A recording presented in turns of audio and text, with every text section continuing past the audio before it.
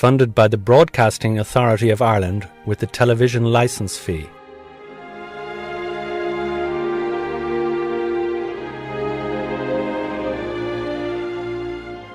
When the famine struck, both the Catholic and the Protestant clergy, they were very, very active in relief right through the famine.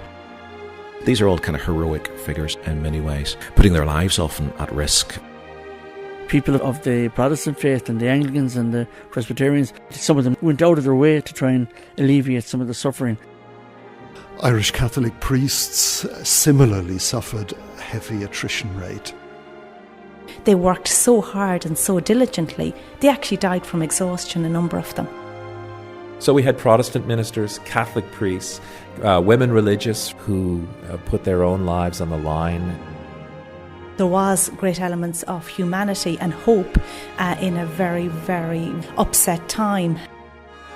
This pattern of just really heroic people coming to their best in this time of emergency and often losing their lives as a result.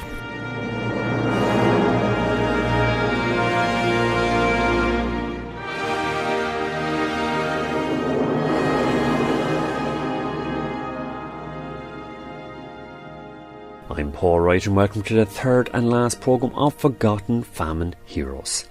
In our last two programmes we investigated the work of various clergy, Catholic and Protestant, in helping to alleviate poverty and hunger during the Great Irish Famine from 1845 to 1850.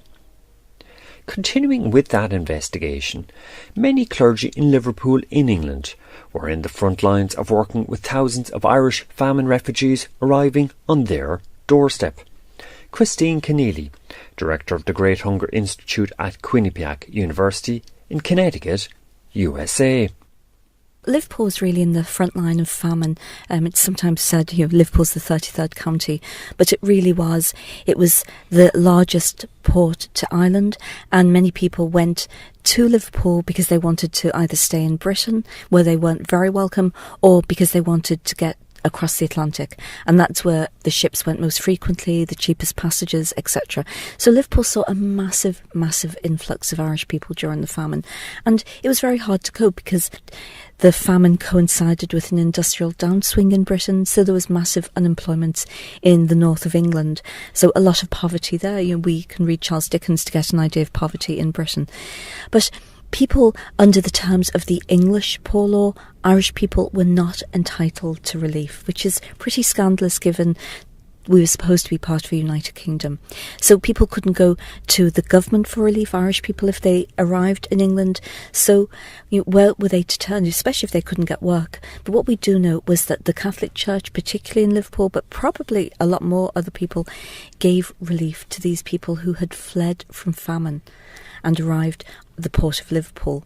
And they gave relief, again, it seems without condition, and by doing so they put them in the front line because many of the emigrants were unwitting carriers of diseases. They were incubators of disease. And we know that 13 priests in Liverpool died of what they called at the time was Irish fever, famine fever, or we now more correctly refer to it as typhus fever.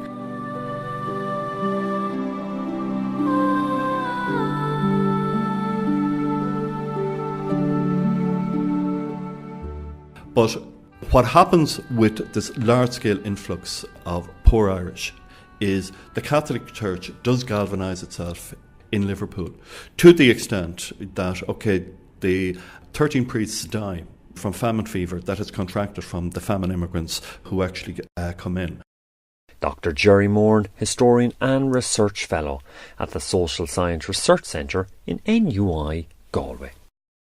But it is just a measure of how the Catholic Church did feel with regards to these poor Irish coming in, that they do put so much resources into helping them as best they can at a time when the country was just being overwhelmed with the large numbers of Catholic poor destitute that were coming in, escaping the famine.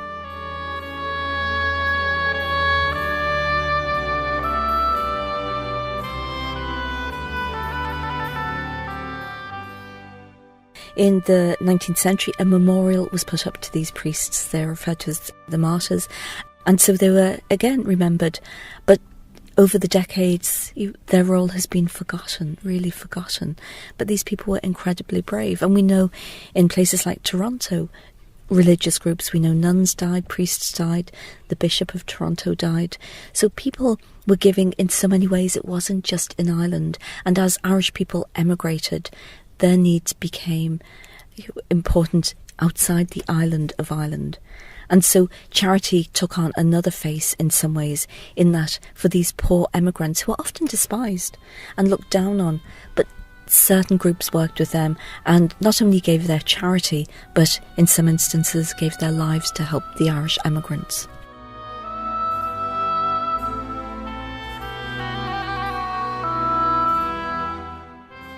And it wasn't just clergy in Liverpool that died in great numbers. In Canada, many priests and nuns also died while tending to sick Irish immigrants on Gros Isle quarantine station, as well as in Quebec and Toronto cities. Dr. Kieran O'Reilly, Maynooth University historian and author of the book Strokestown and the Great Irish Famine. In May 1847, 1,490 tenants of the Mahon estate in Strokestown and Roscommon are sent to Canada. They leave from Liverpool on 4 ships, but the problem before they even depart is that they're holed up over 2 nights on the docks in Liverpool. Cholera and typhus are rampant, so before they actually depart, some of the passengers actually die. There are reports that some of them are actually tipped overboard into the River Mersey. So by the time they reach Gros Isle in Canada, the quarantine station, almost half of them are dead or dying, diseased, and they're kept for weeks on end at the quarantine station in Gros Isle. But it's remarkable what the Canadian people do for the Mahon tenants, not just for them, but when we think 80,000 Irish people passed through Gros Isle in 1847 alone, almost 5,000 are buried on the island, probably the largest burial of famine victims anywhere in the world. But the assistance that the Canadian people gave is outstanding. The stories of charity, are quite interesting because you had the priests and Anglican ministers in Quebec City visiting Gros Isle to tend to the dead. Professor Mark McGowan of the University of Toronto, and also author of the book Death or Canada, The Irish Famine Migration to Toronto, 1847. And here's another myth of the famine, that it's somehow a Catholic event. In fact, in the research we had been doing in Canada, we found that probably about 20% of the famine immigrants to British North America were Protestant, which shouldn't be too startling because most of the immigrants who had come from Ireland previously, prior to the famine, were Protestant as well. In fact, in the Central Colony, Upper Canada, which is now the province of Ontario, the ratio between Catholic to Protestant was about 65-35, Protestant to Catholic. So Irish Protestants were well represented among the ranks of those coming during the famine, and that just replicated patterns beforehand. So we had Protestant ministers, Catholic priests, women religious from Quebec City, and mostly from Montreal, because they are the Sœurs de Charité, the Sisters of Charity, or the Grey Nuns, founded by Marguerite Duville in the 18th century. They were prominent in working in the fever sheds there.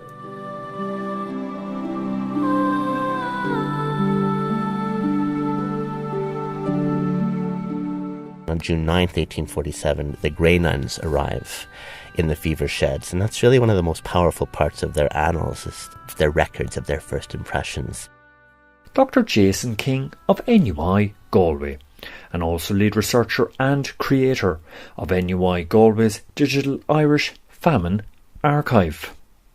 And there's just graphic descriptions of the physicality of Irish suffering. When they talk about blackened bodies that they see 3 or 4 to a bed, stories of corpses who haven't been removed overnight, lying with patients who are still alive for prolonged periods, people begging for water, begging for food, because there's so many of them and so few to take care of them that, although of course they're very compassionate and motivated by their faith in Christ, there's just not enough of them to care for all of the patients in their midst. And so these stories recur again and again of the physical suffering of Irish immigrants in the fever sheds, and in particular the plight of children who are losing their parents. And that's the motif that recurs again and again. We have the records of Sister McMullen, who happened to be the superior at that point with a name like McMullen, and she codified for the Bishop of Montreal a list of the Irish orphans. So, I mean, not only were they dealing with those who were sick and dying, they were also dealing with those who were left behind and making sure that these Irish children were properly sent to sometimes other Irish families, because don't forget, Montreal had a sizable Irish population, as did some of the surrounding townships and counties, particularly beyond Montreal to the west. But they also had French-Canadian families that took these children in. So they laid their lives on the line. A number of them did die, certainly. In the annals of the Grey Nuns, you have little snapshot biographies of each of the sisters and each of the priests who gave their lives. It's 6 or 7 priests perished in the summer of 1847. About 15 nuns died as well. In fact, another kind of gripping story from the annals of the Grey Nuns is the very first Irish Catholic priest in Montreal, a man named Father John Jackson Richards, had arrived in the city in 1817. He'd arrived as a Methodist. He'd arrived to convert Catholics to Methodism as a proselytizer, became a convert to Catholicism in turn, established the first English-speaking Irish Catholic congregation in the city, in a church called Bon Secours, and for 30 years he was really the kind of the community leader of the Irish in Montreal. He was succeeded by other priests, but he was the kind of, because he was the first one, he was seen as the figurehead for the community. And he too perished in the summer of 1847. He was alongside the Grey Nuns. He made sure that the orphans were being taken care of in the fever sheds, made sure that they had their own facility, which he took a special notice of. And then in July of 1847, he preached one of his final sermons where he talked about how his fellow priests who were dying, how the nuns who were dying all around him were martyrs of the St. Lawrence, in his own phrase. And then 2 weeks later, he too had caught typhus, he too had perished.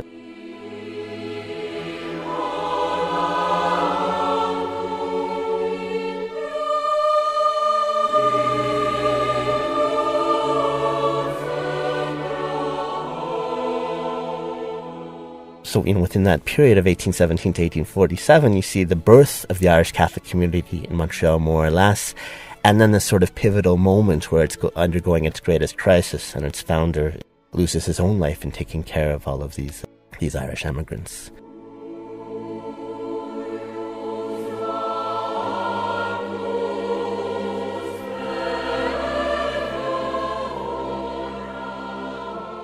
Of course, it wasn't only the Grey Nuns who were caring for the emigrants. There were 3 orders of nuns, in fact.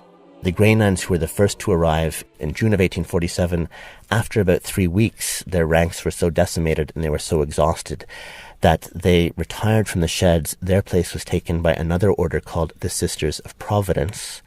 The Sisters of Providence had only been founded as an order 2 years previously to the famine by a woman named Mother Gamelin. Subsequently, she became a saint. So it's part of the story of her order is going into the fever sheds, stepping into the shoes of the Grey Nuns, where their ranks too were decimated. And then a third order of nuns was brought in, called the Hospitaller Sisters, the Sisters of St. Joseph's. And this was a cloistered order of nuns who would never appear in public, nuns who would never leave the convent. As they became aware of the extent of suffering in the fever sheds, they petitioned the Bishop Bourget, to be allowed to go and take the place of the Sisters of Providence. He granted the permission, and so this became one of the dominant memories of the period as well. For the first time in the history of the city of Montreal, the Sisters of St. Joseph were seen in public, leaving their cloister, going out onto the streets in their carriages to go to the sheds, and it's something that everybody who saw it remembered. Nuns who they'd never seen before suddenly responding to this emergency, and again, receiving the famine Irish with great compassion, receiving the famine Irish because of the extent of their suffering, and they too experienced a number of losses from their ranks. Historian Jason King. Here's Professor Mark McGowan of the University of Toronto to continue the story.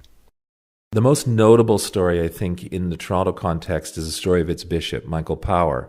Michael Power, his parents had come from County Waterford and from East Cork. His mother was from Youghal. His father was a sea captain, and Michael Power was born in 1804 in Halifax, Nova Scotia, one of our maritime colonies. Power had been trained in the province of Quebec. He was a very gifted young man as a priest. He spoke English, French, Latin, Greek, and Abenaki, one of the native languages, because he worked in a mission station as a young priest. Power was appointed in 1841 as bishop of this frontier diocese, which eventually became the Diocese of Toronto. And so in 1847, at the age of 42, Power has a skeleton crew of priests who have all been stricken with typhus, and so he spends much of the summer and the autumn going to the fever sheds himself. He eventually contracts typhus and dies October 1st, 1847, 10 days shy of his 43rd birthday. Power was a remarkable individual. He had made public statements even up to about the time he began to show the symptoms of typhus, pleading with the public, both Catholic and Protestant, not to abandon their brothers and sisters. And people stepped up. The head of the hospital during the summer was a doctor by the name of Grasset. He was an Anglican. In fact, his brother was the archdeacon of the Anglican Cathedral in Toronto. Grasset died within a month. He died of typhus. Susan Bailey was the head nurse. She was a Protestant, and she died of typhus as well. So we often hear of the tragedy of the famine in terms of the human toll that it took on the migrants themselves. We often forget about those who had the courage to go to the sheds, to go to Gros Isle, to go to Partridge Island, Catholic and Protestant, to essentially assist those and put their own lives at risk.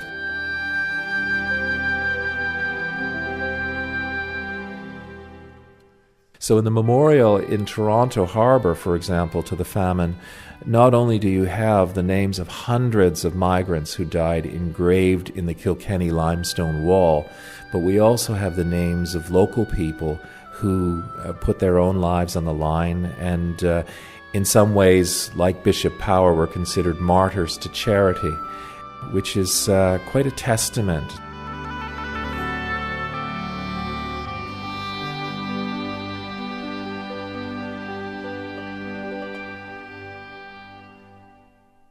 Now, given the fact that the majority of the Irish populace during the famine were Roman Catholics, the Catholic Church in Ireland, for the most part, ended up playing a vital role in providing famine relief, with huge support from the international Catholic community. Key to this support was the role of Pope Pius IX in mobilising Catholics worldwide. Jerry Moran, historian and research fellow at the Social Science Research Centre in NUI, Galway. The most important Irish person in Rome at this stage is Paul Colin. Paul Colin is rector of the Irish College, but his influence in Rome itself and in the papacy is very, very strong.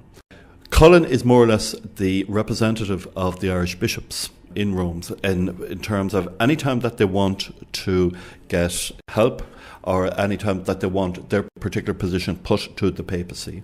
It is always done through Paul Colin. They're now writing 1845, 1846 directly to Colin as to the crisis that is in Ireland, who is going directly to the papacy.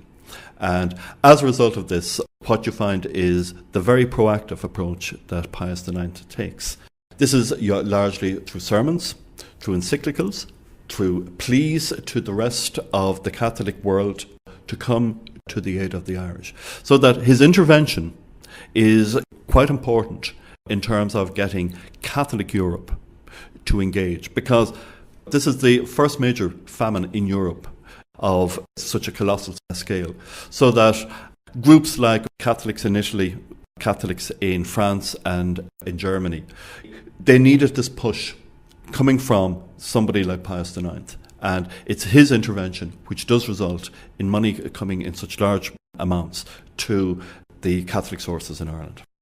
This was unprecedented for a pope to take action on behalf of a country, and it certainly encouraged Catholics throughout the world to raise money on behalf of Ireland. Professor Christine Connolly of Quinnipiac University in Connecticut, USA.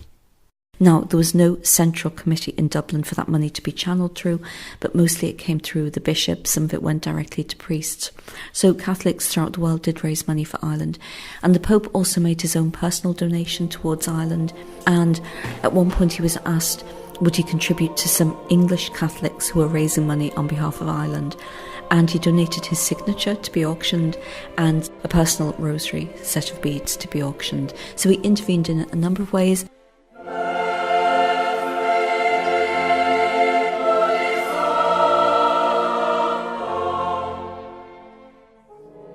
The role of the Catholic Church, it's a story that really needs to be uncovered.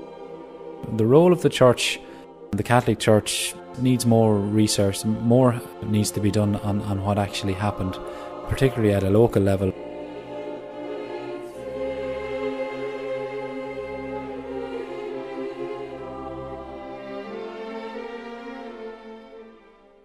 Many clergy of all creeds, Catholic and Protestant, did throat and work to try help save lives and communities during the Great Irish Famine from 1845 to 1850. While there's no denying that a certain portion of clergy from all creeds stayed aloof from the crisis, nevertheless a significant number did act to try right a wrong. People such as the Protestant Reverend James Alcock of Ring in County Waterford, or the Catholic Brother Paul O'Connor in Galway, whose stories were dealt with in Programme 1 in this series, are particularly graphic examples of this historical fact. By working in close proximity with the famine sick and dying, many Catholic priests and nuns, and their Protestant counterparts, made the ultimate sacrifice of giving their lives on behalf of the poor. Such sacrifice deserves to be remembered.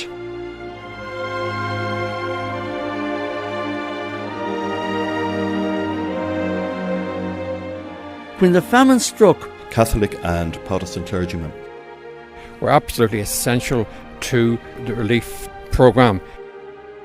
And not only gave their charity, but in some instances gave their lives.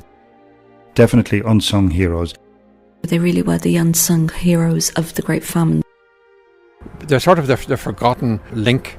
They're written out of it, or they're written off. It is overlooked to a certain extent. It's like airbrushing somebody out of history. Religious groups, they haven't really been given centre place.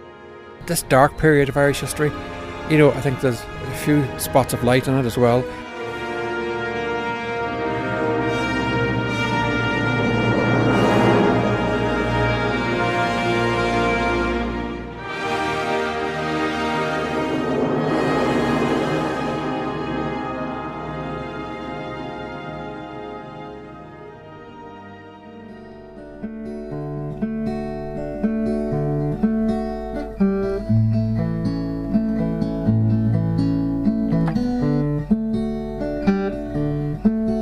When the famine came to Ireland, many clergy mobilised to help the poor and tend the sick. Untold numbers gave their lives, victims of a fever, an evil curse that spread with a vengeance through the country to leave 1 million dead. Father Kavanagh in Galway called to the sick each day. Parishioners he knew and loved withered, died away. And Brother Paul, his dear friend of the Breakfast Institute, fed 3,000 every day with bread and bowls of soup. Sisters of Mercy also came to nurse the sick and poor. Christina Joyce paid price when cholera walked her floor. Of the many thousands, she was one to die of that sad curse. With love she made that sacrifice. Mercy has spoken verse. All over the bleak country, many priests and nuns were there, working on the front line without a selfish care.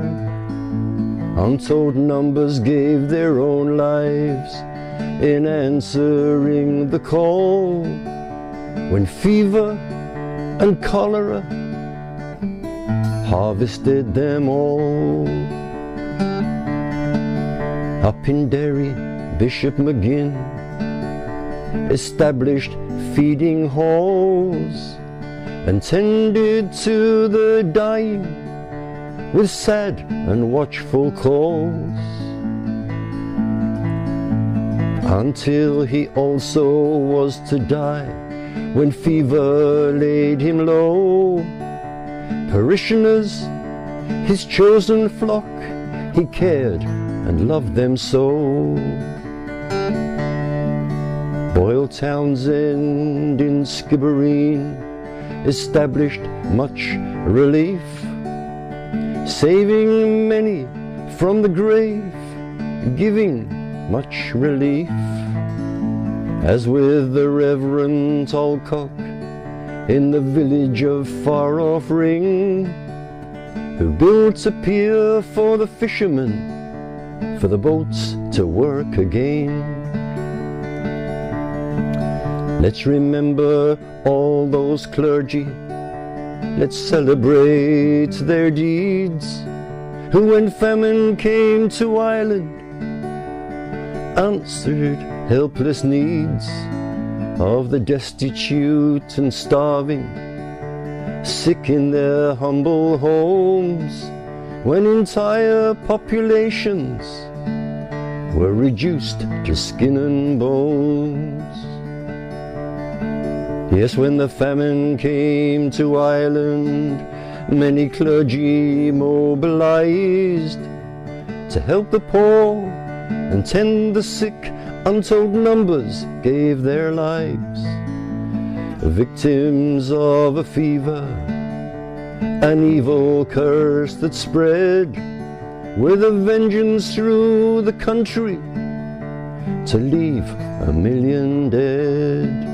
With a vengeance through the country to leave 1 million dead.